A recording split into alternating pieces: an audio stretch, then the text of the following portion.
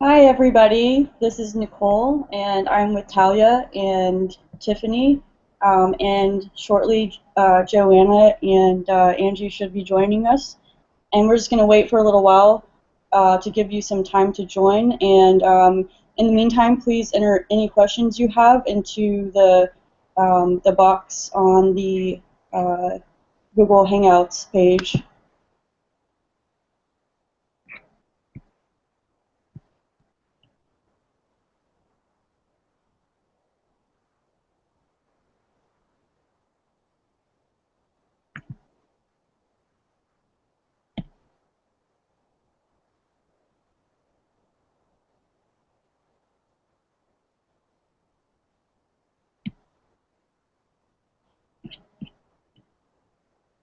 If you can, please type in and let us know that you can hear us.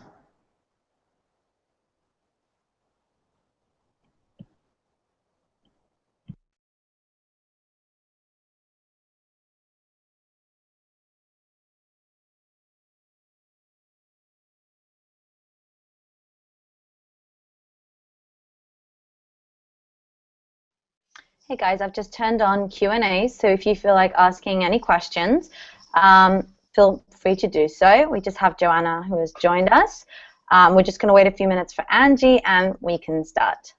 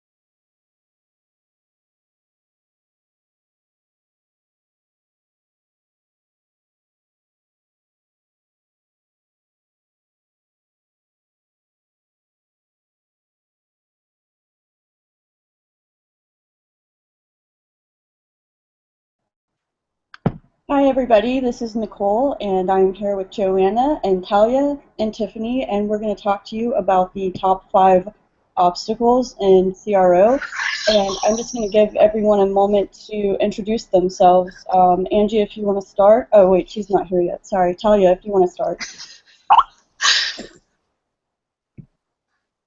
Wait, for it to work, I need to unmute myself. Okay. So, hi everyone, I'm Talia, and I am the founder and CEO of Conversioner, a conversion optimization company that focuses on psychology and emotional triggers and kind of understanding the mind behind our customer and how we can use that to increase conversions.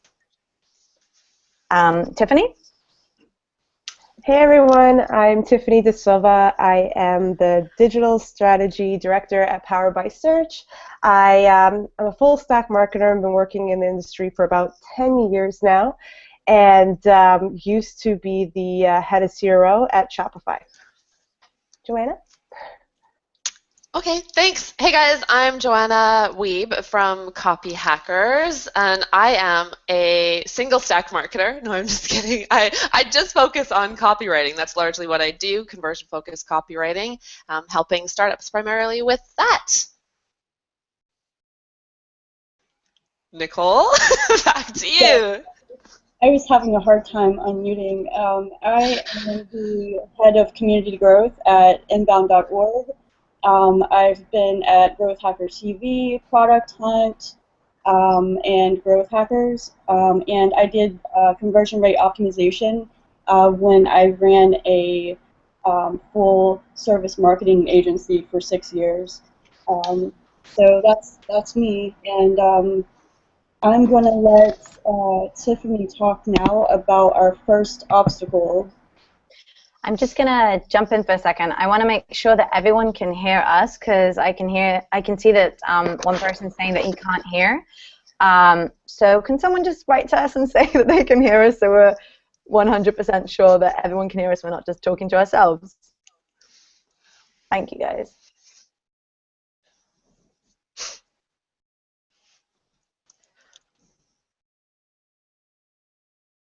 Are we good? I think we haven't Thumbs up. heard anyone else. Mm, Looks good.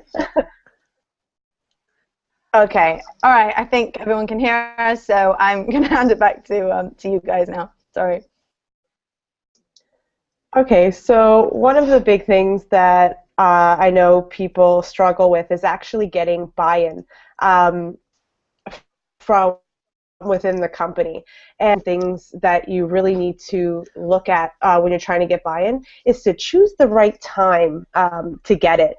There's usually you don't want to kind of jump in when everything's going really well because people have a tendency not to want to change anything. So it's probably not the right time. But looking for those opportunities that come up when people are really in need of a solution, and CRO might be the one. So there are two ways that I've seen this CRO brought up in a company well. The first is when you're in a conversation, you're in a meeting, and someone high up starts saying, we need X amount of leads and there's only this much budget. And this is like the best situation to be in because you can really showcase why CRO is so important. You can kind of start the conversation right by saying, okay, this is the budget that we have. Maybe write it on the whiteboard. This is the conversion rate that we have, and because of that, this is how many leads we're going to get. Now, if we were able to move the conversion rate up, this much, this is how many leads we would get. And if we're going to move the conversion rate maybe to a BHAG, a huge goal of this is how many leads we would get. So then the conversation becomes, well, then how can we increase the conversion rate then? And then you can say, well, there's this thing called CRO, and testing really helps us learn more about the customer, and we can use this to gradually increase conversion rates and do more with your budget. So that's like kind of giving someone like the full breadth of what CRO is. But a lot of times what I found is CRO kind of comes up very sneakily in a conversation. It's usually kind of in a meeting where you have two people kind of sitting around debating over something really small on the webpage, and they're kind of fighting over it. And usually at that point, I know someone will look at me and be like, oh, Tiff, what do you think? And at that point, that's usually when I answer, you know what, let's test it. And the room will probably stop and stare at you for a second and try to explain what you're trying to say. But that's not usually bring up. Small incremental changes usually lead to big results, and things like this we can just test and see if it does have a good result. And usually when it's something really small that I know is not going to get anywhere because it's kind of like just a visual thing that no one cares about, I usually try to throw the conversation to something that's more, usually you can change things like headings or a call to action to be a little bit more appropriate to what we're giving out. Maybe that will have be a good way to get some lift in conversion rate. So now you've been able to change the conversation to a little bit more results focused, and then you can offer the solution of CRO and to try to test things to kind of make it better. So those are kind of my two ways that I usually bring it up in a company. Anyone else? I just want to say hi to Angie. Oh, yeah, Angie. Joined us. Hi. Do you want to quickly introduce yourself just before we move on and we kind of dig deeper? Surely. I am Angie Schottmuller. So currently I'm with 3D Marketing as the Director of Optimization. I am a super geek on technology and marketing and persuasive psychology. I have a very deep SEO background. I'm on the Simple Board of Directors, and I'm a mega Star Wars geek. So we're going to wield the Force through the entire CRO day today. That's the objective. I was just debating if I should say that I am a mega Harry Potter fan. I was like, I'm just going to let Angie talk about Star Wars today. We can geek out in all aspects. That's awesome. So we were talking about, how to get your team on board, and Tiffany was kind of giving her 2 cents about, how do you actually approach a team that isn't really quite there. They're either not really interested or they don't really know what it is. Angie, do you have any ideas or ways in how you get your team on board? So a few different ways. It depends what the team is, because we have different silo groups. So it's, are you trying to get your PPC team involved because, they're driving traffic and they want to be engaged, or is it your IT team because maybe they're the ones that are doing the code updates and, they're kind of uncertain about it, or management.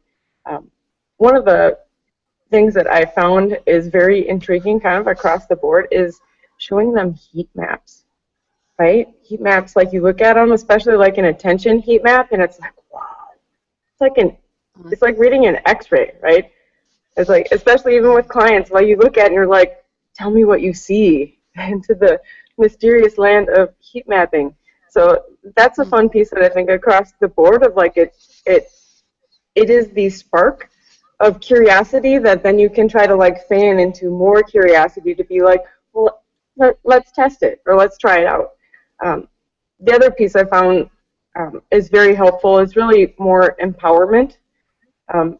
IT teams are very methodical, and I worked in IT as an application developer for 10 years, so I understand the language case, but they're more like engineers. They like to have like, here's a very specific drawing, go execute. And when they're told like very specifically on how to do something that they don't know how to do, their immediate response is going to be like, no, not going to do that, we can't do that, that doesn't work in the system. And they might ponder it overnight and come back the next day and be like, I thought about that, maybe we can do it. So feeding them little bits and trying to, put them in the seat of they are the technical expert, feed them stuff that will work, and be like, hey, I saw these articles, but I really want your opinion on it, because you need to find that bridge between their expertise and your expertise versus it being like, a little bit of it, but they're still the deep dive developer, right? So bridging that, if they can read up on it, because they do love to learn a ton on their own. So finding a way where you can empower them by feeding them little bits and asking them their input. I have one more, but I don't want to keep going. I want to, Joanna, your office area is like fantabulous. I'm going to come work from your office, I think. From my home office? Yeah, that's better, right? This is my home office, yeah, books. Wow. Yeah, no, yours looks fun too. Everybody's looks fun. Isn't that like distracting when you look at people's like spaces? To be honest, I'm in a hotel, so it's not really I was going to say, you've got anything. Weird like locks on your window or something. It's like, what's going on? No, but I'm in a hotel room. That's why I'm not in an office or anything. I'm just in a hotel room. Locks on a window. No, those are just different types of windows that open at a different angle. It's a fun aspect of different countries. Well, the handle thing, right? Where you're like, no, open the window challenge. Looking at the handle part. That's funny. Yes. Okay, so back on topic. I think in general, one of the things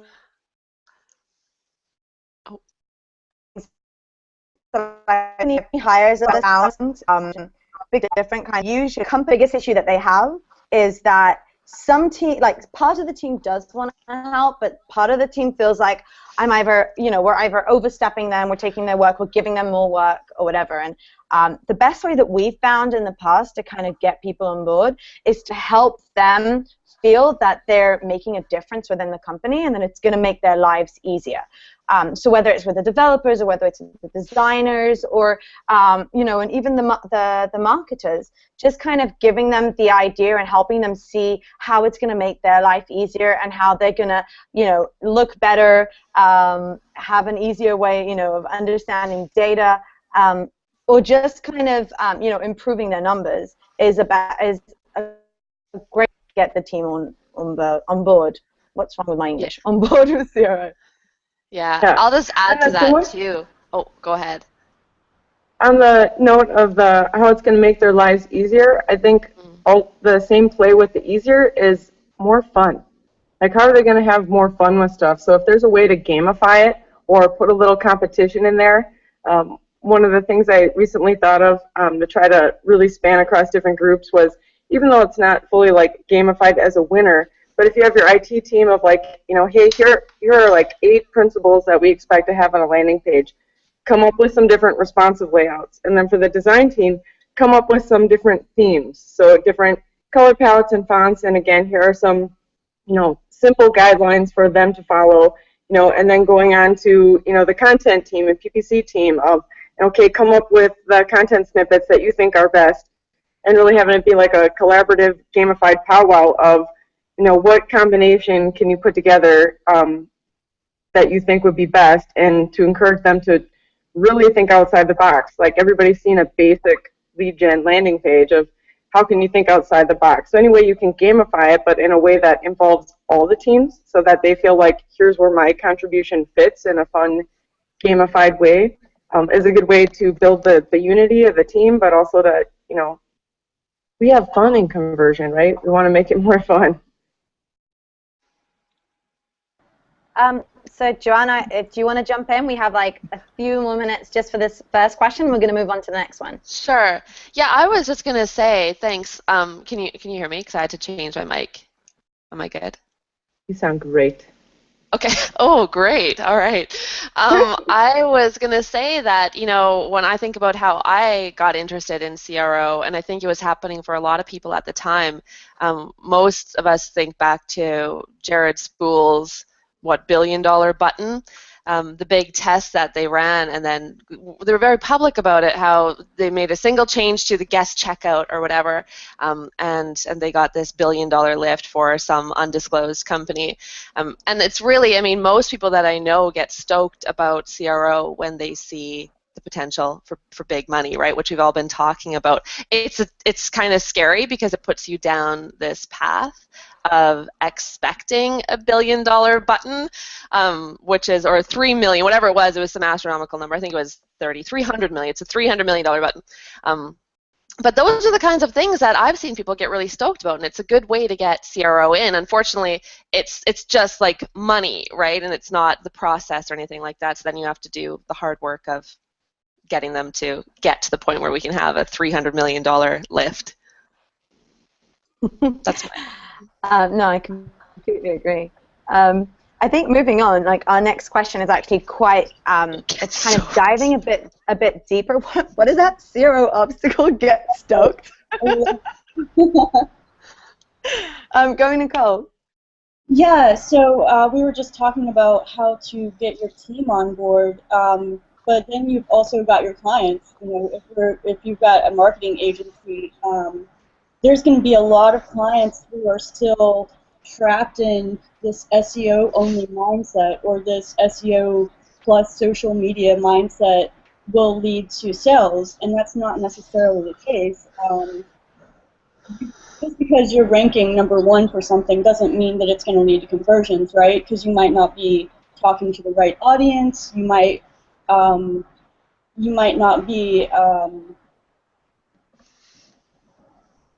you might not have your site being user-friendly. Just because it's search engine friendly doesn't mean it's user-friendly. So there's a couple of things that you can do to kind of try to get your clients on board. And one of them is to send them educational materials. I know with my clients, I would send them things throughout the week that would kind of help them to understand why I was making the recommendations I was making. Um, and you can conduct surveys with your clients to determine potential problems that CRO could improve. You can record your clients using the website and having them recording issues there.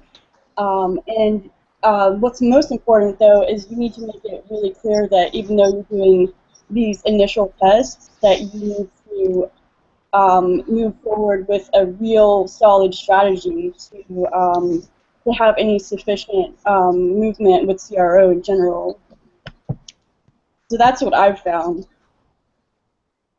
Yeah, I think I was kind of hypnotized by Joanna's cat. Sorry. Sorry. Yeah, I think Sorry. one of the biggest.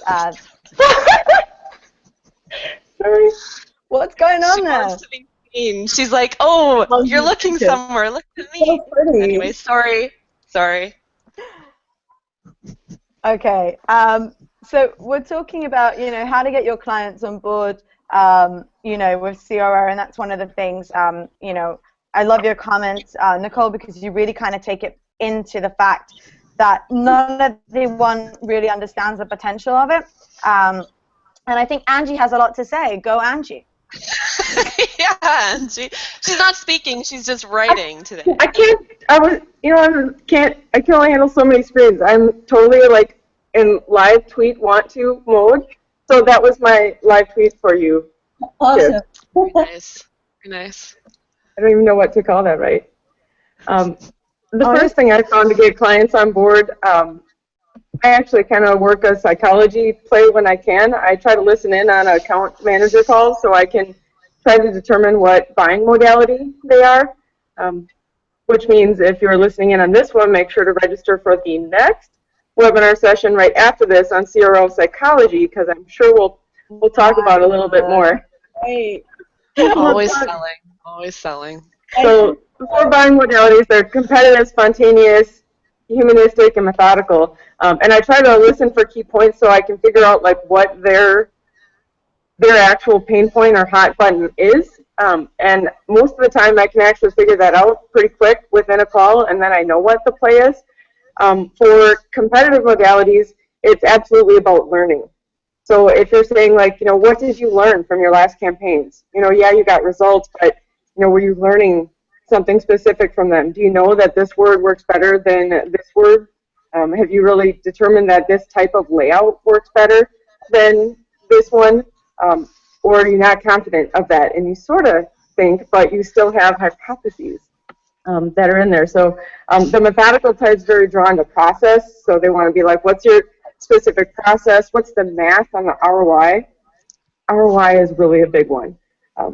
For e-commerce, honestly, it's really easy to quantify the value for that because it's typically a quick sale, and you can say, well, even if it's on the low side versus high side, try to quantify some type of ROI for that, because if there's hesitation for doing it, that when you say, oh, it's going to pay for itself from these pieces, that helps out.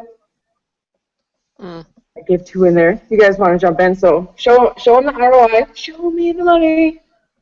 And point out the learning opportunities so that they really feel like they're not just like progressing. There's the Babe Ruth quote of, yesterday's home runs don't win today's game. How are you going to make sure that if you didn't learn anything, and if you're doing CRO and you're not learning anything, you've not won. You did not have a successful test. You have to be learning something. So it's trying to bring that full circle on that part there too. I'm going to be the bad cop, and I'm going to stop now because we have to move on to the next question or the next obstacle. I'm going to let Nicole introduce the next obstacle that we're going to face. So now that you've got your team on board and you've got your clients on board, you have to get started with your strategy, and that's what Joanna is going to discuss now. I am, and I've got my cat sitting right next to the computer. She's like threatening me at any moment to like step on the laptop and just ruin everything. So I'll try to ensure that doesn't happen. Right, Lily? Okay. So this is, for me, this feels, they're all big, right? Of course, it feels huge, right? Where to start? There's so many places to start, and you really could come at it from a variety of angles, but this is the angle that I would come at it from and do. And it really breaks down into 4 things, so sit tight and get out your pencils. Number 1, finding out who your ideal customer is, because of course we're always trying to persuade our customer, not ourselves, not the people sitting around the table. We're working to get conversions and increase conversions for those people who are best for our products. So figuring that out. Figuring out as well, what do they value most that they actually believe they can get from you? Then where are they failing to get that? And why might they be failing to get that? And that can kind of bring you to the point of a hypothesis, which I'm not going to get into here, but all of the stuff before it, I will get into. And feel free to jump in, guys. I'll try to pause in case you have something to add. But those are the 4 key things I'm going to talk about. So starting out with your ideal customer, Lily, starting out with your ideal customer. These are. Was that your cat? Did your cat? She just moved the laptop. She just decided she wanted to move it because she's a cat, so they do what they want. So, ideal customer. These are the people who I often say are most likely to buy your product, use it, be happy with it, tell their friends about it, and then come back for more. So 5 things there. And there's other ways that people break it down. I know Lincoln Murphy does ready, willing, able, which is great. Then he adds a bunch of stuff to that. I keep it really simple. Just that's exactly how I've seen it work. If you want it to be an acronym, it does actually break down to butter, but I don't like acronyms very much, so we're not going to do that. But here's the thing. So buy, use, be happy, tell people about it, and return and get more stuff from you. So with buy, we're really thinking about they actually have the money to spend on solutions like yours, and they're willing to spend it on solutions like yours. So one part of that is just access to funds completely, but the other part of that is a willingness to put their money into the thing that you do. So their desire for your unique offering, which starts to get into, and the whole conversation is really about value proposition and motivation, and this starts to get into your value prop or your USP. Does your value prop resonate with your ideal customer so strong, with this person who you think might be your ideal customer so strongly that they are absolutely willing to part with their money to get what you got? Then secondly, will they use it when they get it? So people may buy your product, but if they're not using it, if it doesn't actually rank high enough in their priority list that they'll make time to use it, none of the other things are likely to happen then. They're not going to be happy with it because they didn't use it. They're not going to tell people about it necessarily because they didn't use it. And they're probably not going to return either because they didn't use it in the first place. So we want to find people, I'm just going to move her completely. We want to find people who are going to use it as well, right? And then the happiness, right? When they use it, is it actually a good fit for them or not? If it's not, then they're just plain not your ideal customer. Your product may be in need of help as well, but if you've built a good product, that's really what we're talking about here. Not product optimization quite yet. And then, of course, telling people is huge, and it's often overlooked, but if you want to actually grow your business, you don't want to have to pay, obviously, for every customer you acquire. So it's very, very nice to get people to tell other people about your solution, what's so great about it. So I believe that if they're not sharing, then they're not actually ideal. That doesn't mean that they absolutely have to share all the time, but if they don't ever tell anybody about you, then I wouldn't focus my efforts entirely on trying to get them. You can still you can still get those people, but that's not what I would aim for. And I think about a lot of the times I built a solution for realtors way back when people were doing this. And realtors, no offense if you're a realtor, but realtors were the absolute worst people on the planet for sharing anything, because when they find a good solution, they consider that a competitive advantage, and they don't want to share any of that stuff. So if you're building a solution for a customer that isn't likely to share it, that's going to be, obviously a big problem for you for your growth of your business. So trying to find a customer who is going to be likely to tell their friends, tell people about you, tell their colleagues, whoever it might be, to refer business your way, that's part of of finding that ideal customer. And then, of course, returning. Returning can mean, of course, buying more in the first place, but really, are they willing to continue to support your business and find value in your business? So that's generally what I'm looking for when I'm looking for an ideal customer, and that is a lot, right? It's a lot to expect, and it really narrows down your audience quite a bit, but that's a good thing, right? We want to focus, and my recommendations are always to focus on the 20 to 35% of your visitors who are most likely to be in that ideal customer group.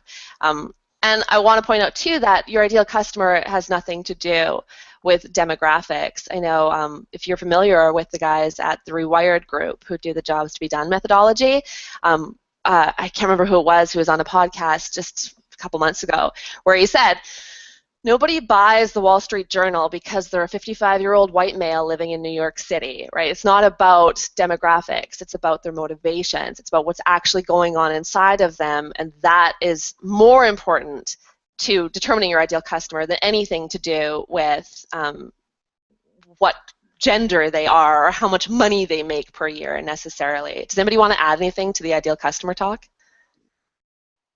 Yes, actually, I think that's a great point that just helps us, kind of moves us on to the next kind of obstacle, and that's like what you want to test. Because once you kind of understand who your target audience is, you really need to start defining what you're going to test. So, okay, you find the right metrics and you find the right pace to kind of start A/B testing within what to actually test and kind of try out.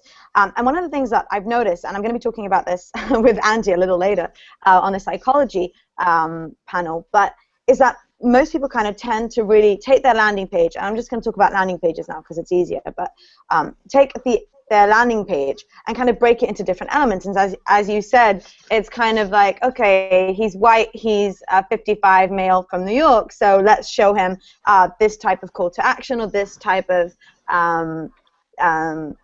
strategy line or whatever. But one of the biggest things is that people don't understand or forget to kind of work on is that the whole idea of conversion optimization is not to just increase conversion optimization, like your actual conversion rate per se. You want to be able to scale it, and you want to be able to learn from the results of your tests. When you're testing call to action buttons like red versus blue, you don't really learn anything from those type of tests. You don't understand who your customer is, and you can't take the results of that and apply them to grow your business. When you're doing CRO the right way and you build hypotheses and you have a strategy for each test, you're then able to understand the results. Even if you fail or if they win, you're able to understand the results because they are about your customer. Yeah, I think people forget that. Sorry. Yeah. I think people forget that some of their biggest fails that they might have is such a learning opportunity to learn more about their customer. So like everything that you might lose, you just take the time to figure out why you lost and what did you learn in, like, at the end of the day, because like that's huge. Some of my biggest losses are my biggest wins at the end of the day. Sorry, go on. Yeah. No, I completely agree. It's exactly that. Sure.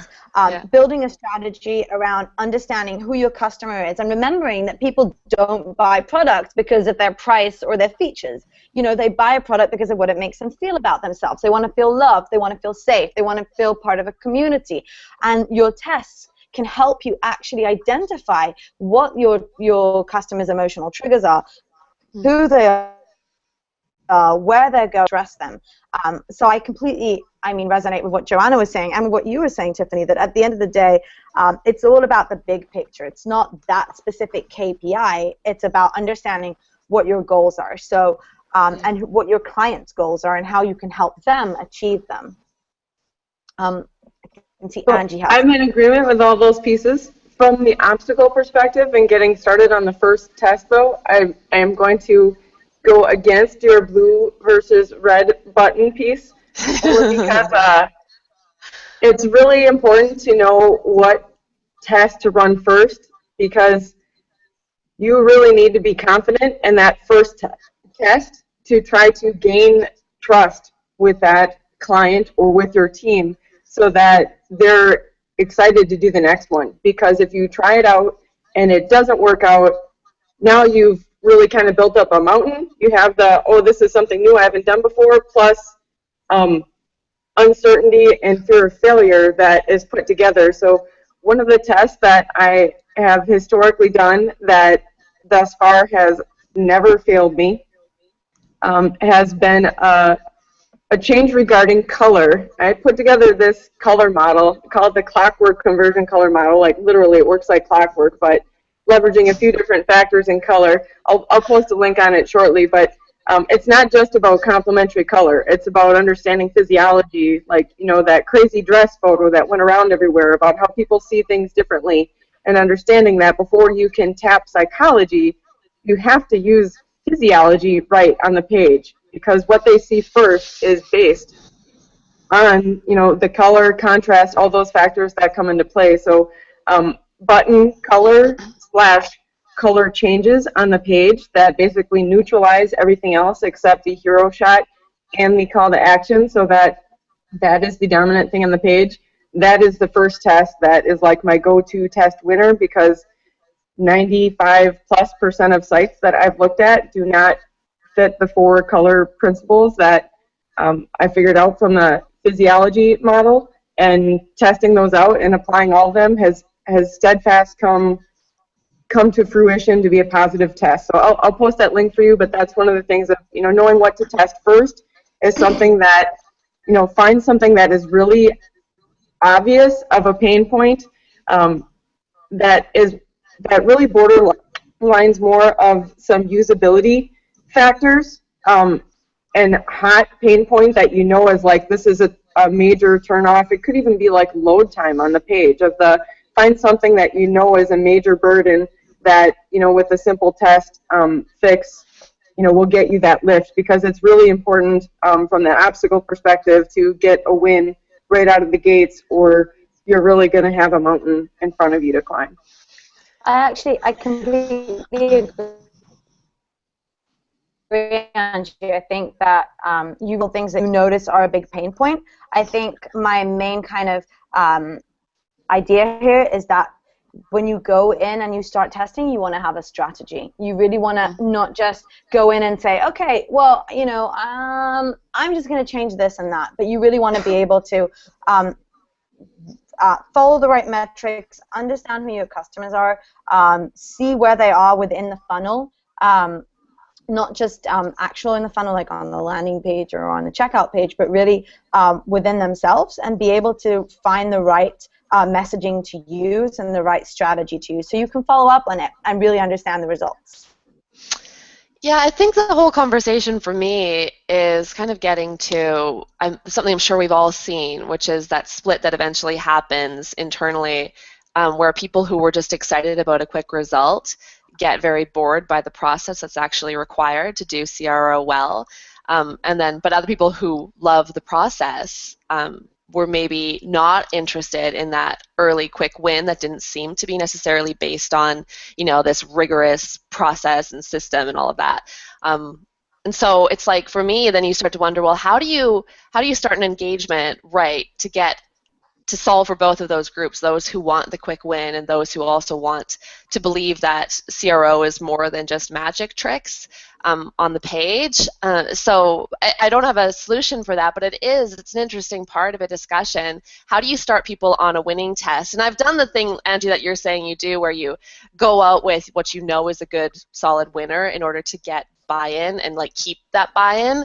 I've had that backfire, unfortunately, and so for me, it's been like, well, let's always start with, you know, this bigger process in advance. I know you're not saying no process because you're just still based on this. You're saying this other model that you have, but I do think that there's, you know, a reason to point out to people not to jump in with one test that they think will be a winner, because it might not be a winner, and then you didn't implement any process. You didn't get people on board with the idea of the intelligence behind CRO. If you like say, okay, well, everybody else is doing, again, the Jared Spool $300 million button.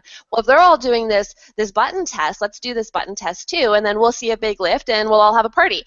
Then you don't see a lift and you're all very depressed, and you're like, and how do you move on from there? I'm just going to jump in and I'm going to say that even if you do see a lift, it might not last. And that's another thing that happens, that people go for quick wins and then, okay, so you get like this uplift of, I don't know, 10, 15%, and you're really excited. And then when you look at the end results at, you know, at the end of the month, you're looking at your revenues and you're like, oh, that made no difference. Like, it had nothing. I was just partying for no reason. Totally.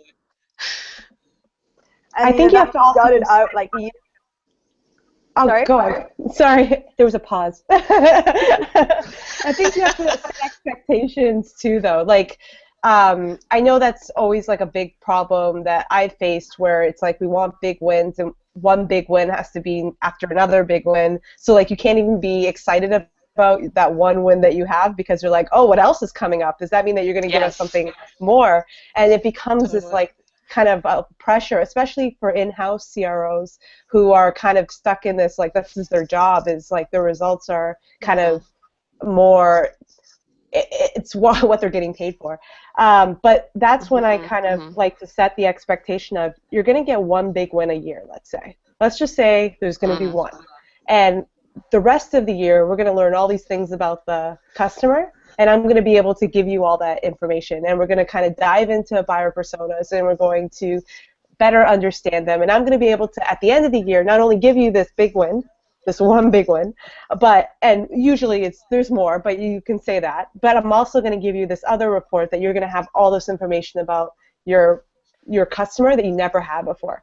And I think when you kind of package yourself like that, it becomes a little bit easier and less pressure to kind of handle all that results focusedness. I just want to say, because we have to finish this segment and move to the next, the last obstacle, but I want to say that I completely agree with you, Tiffany, because I think that one of the biggest kind of sells that I make when I talk to my potential customers is about, I'm going to help you increase your conversions, but the biggest thing you're going to learn from here is about your customers. Like, you're finally going to start understanding them and dive deeper into who they are and what they need, and how your business can entirely change around that, and you can basically rally your entire company and improve it. So it's not just optimizing a part of the funnel, but it's optimizing your entire business.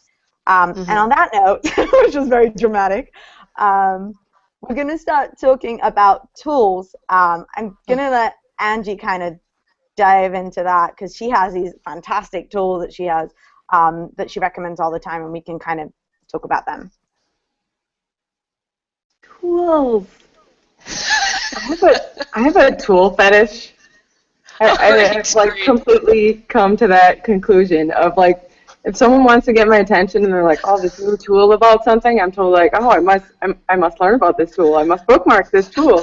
If anybody uses delicious.com, like, good grief, I feel like it's sort of scary to be like inside the mind of all of these things that I'm constantly looking up and learning, and hashtag tools and my stuff, you'd be like, whoa, tools, forever tools. So I don't want anybody to hashtag this session tools. I really don't want to see that hashtag on this. No, more importantly, I almost put Tool Fetish Friday on a tweet that I was going to do on Friday, and my husband's like, you better check that Fetish Friday thing to make sure there's not weird stuff out there, and I did, and I had to close my screen right away. I'm like, good grief, I need a different word. That's awesome. I have a tool fascination. Okay, let's start talking about 5 tools you recommend. No, oh God, that was too many. 2 tools you recommend, Angie, for getting started with CRO and kind of overcoming obstacles.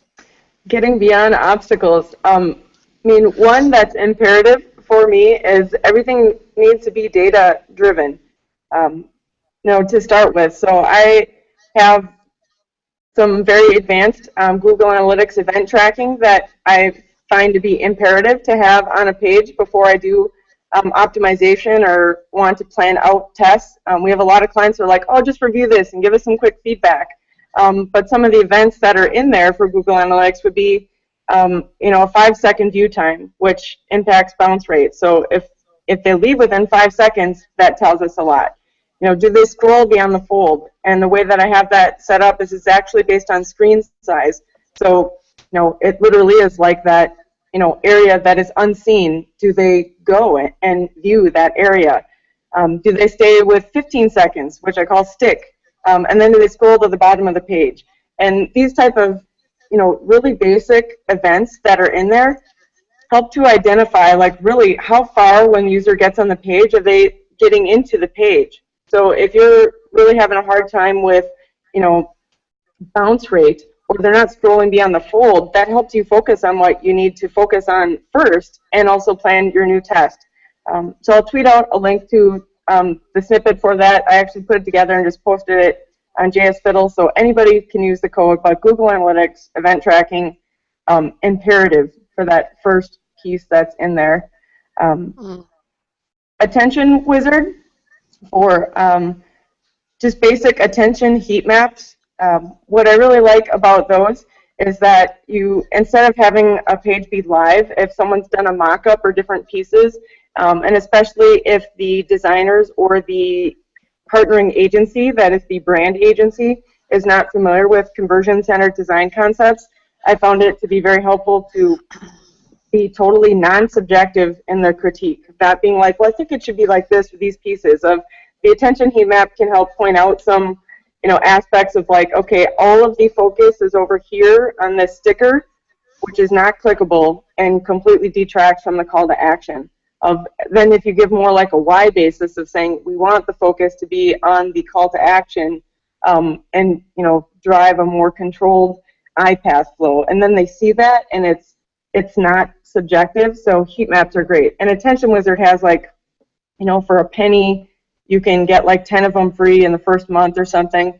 You'll find that there are a lot of cases where attention heat maps are really going to be hit or miss, and they are very complex to read, but they are very fun and exciting to use. And as I mentioned before, with getting your team or clients on board, minimally, they'll be fascinated by it. They'll be like, this is so cool. Let's do another heat map. How can we do another heat map? Because they're very exciting. Hotjar is also a heat mapping tool. It just came out of beta, and it is going to be hot competition for Clicktail and Crazy Egg and other pieces because it's very inexpensive. It includes. That. Go ahead. I keep hearing about Hotjar a lot too. Yes. We've actually been using Hotjar for a while now, and we're really happy with it. We've been using it for a few of our clients, and it's just really good and gives you some really nice information and data that's really presentable to clients on my end, and obviously helpful for marketers who want to show it to their superiors or to their colleagues to show them the difference and kind of the changes that they've made. Yes, yes, yes. So for those of you that might not be familiar with Hotjar or Clicktail or Crazy Egg, I kind of bucket them into usability analytics tools. You know, they serve more purposes than just conversion pieces, but there are different aspects available in the tool. So different types of scroll maps. So an attention map attempts to like read like what your eyes are doing when they're on the page and what is going to get the most attention. It's not an actual like eye tracking device system, which if you ever get to work with one of those, wow, those are super cool. But it is using the science of you know, what an actual eye tracking system would do to hypothesize what those results are. I want some too. Thank you, whoever just brought food to Joanna. I'm next. Lance, you just got thanked. Baby. Then there are click maps. So in the click heat maps, I'm always looking for what are people clicking on that's not clickable. And I recently have some very interesting heat map results on pages where it's like, oh, some of the icons that were used in some of the key points and stuff, like tons of people were clicking on them. I mean, like red hot heat map click as much as the call to action, because even though the call to action was there, it didn't emphasize the schedule as much, and tons of people thought that like the icon that was just with the key point was in there. So heat maps tell you a lot of stuff about what users are doing on the page that Google Analytics can't do. Provides the scroll map and pieces like that. So Hotjar is cool for that. Clicktail provides a lot of those same things. Clicktail is very expensive. They like jacked up their prices a few years ago, and since they did that, I've not been a fan of their tool set, and sometimes it actually is challenging to get support from Clicktail. And Hotjar has been very responsive, and I am greatly appreciative of companies with tools that can respond and help out quickly on their tool sets. Other cool pieces. So I shared two. If you guys wanted to jump in on other ones while I'm like brainstorming more pieces. I'll jump in. Can I jump in? Okay, thanks. Jump. I was watching everybody's faces to see who's gonna move. I would add that when I'm doing it, love all of the ones you mentioned. Absolutely, totally. I haven't used Hotjar yet. I have it. I just haven't used it yet, so I will. User testing. So for me, I'm looking a lot of the time for sticky messages, right? I'm trying to find out what objections are, what anxieties people have, all that kind of stuff, right? So for me, I want to bring in usertesting.com, and a lot of people roll their eyes at it because they're like, oh, they don't have my users on there or whatever, but I'm like, no, it's a lot bigger than it was like 5 years ago, so just try it. So that's key. And you can invite your own users. You can send out, if you have your list of users, you can do that too. And they've got Peak now, so when you have visitors on your site, they can be invited just like that. So you don't even have to go do anything, right? So it's good, right? That's cool. I know. And then there is, of course, Qualaroo we use a lot, and it's hard for me to do any optimization engagement without Qualaroo, especially on landing pages when you're trying to figure out what might be going wrong and you have a lot of, good assumptions and you're starting to build a hypothesis. Asking the right question on that page, just one question in that one moment can go a long way, so I'd add those two. Yeah. Hotjar does, this is why Hotjar is like so cool. I've not used the Hotjar polls yet, but Hotjar does have polls and surveys also built into the system. I haven't tried it out yet, but yes, the single, people don't, although the surveys that do, I'm drawing a blank on begins with F, the really common tool that's on people's sites that do the customer satisfaction survey, 4C results. It has by default, there's like at least 10 questions that they have to have in there in their baseline. And especially thinking through buying modalities, only half of the buying modalities would tolerate that long of a survey. And if you don't complete the survey, none of the results are included. So the single question poll on the site is huge, especially if you can test out how much engagement you get if there's an open answer, but if you leave it where it's just a radio button, and the radio button also closes the window, I think there are different settings in there, because sometimes on Qualaroo it's closed. Recently I've had it being like, thank you, finished, and close, and it's like, no, I just want the one click and close and go away poll. Yeah. If they're going to click to close to go away, they could also click to vote and make it go away. So look for that in the tool piece and set up your settings like that.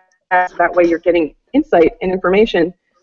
When your radio buttons aren't good enough or the preset answers, then see how you can like feed in the open answer for them to add a little bit more of a note in there to get that. But those are, yes, I love those too. I just want to give one tool that I like using. We use as a team Envision.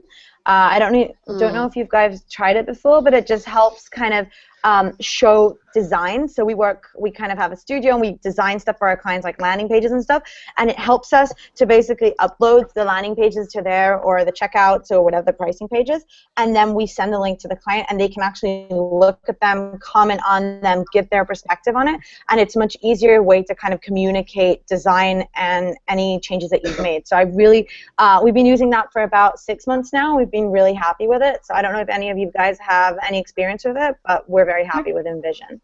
Yeah, we use Envision that too. at 3Deep as well. It's spelled INVISION, by the way, because sometimes it sounds like Envision with an E, but it's spelled with an I. You have to upload images into there. So if it depends on, if you're beginning with HTML-driven design, or if you are starting in Photoshop and other pieces like that. But I know that the designer on our team, that was her preferred way of even like our internal reviews of if there was any feedback. Of she really just wanted it to be like immediately just put as comments with points on that particular part of the page, and she just used that then as her checklist to know that she updated all of the points on the page because there were little stick marks on all the pieces. So that can be helpful with the reviews too. Okay, well, we have like 5 last minutes. Is Tiffany going to offer a tool? Yeah. I always offer 5 I didn't seconds. hear one. 5-second test Oh, is my good. favorite thing in the universe. I like every time I'm iffy about whether or not to try something, or if I've just created a new landing page and I'm not sure if it's going to fly, I usually put it to 5secondtest.com and see what people think, like what's the first thing they see, what's the most appealing, what's the benefit, and just get quick answers, and then I'll know if I'm on the right page. If I start seeing problems right away, I can fix it before we kind of post it up. So 5-second test. So you guys, I have to leave because I'm going on to the next panel and I'm moderating it, which is if you want to learn more about psychology and stuff,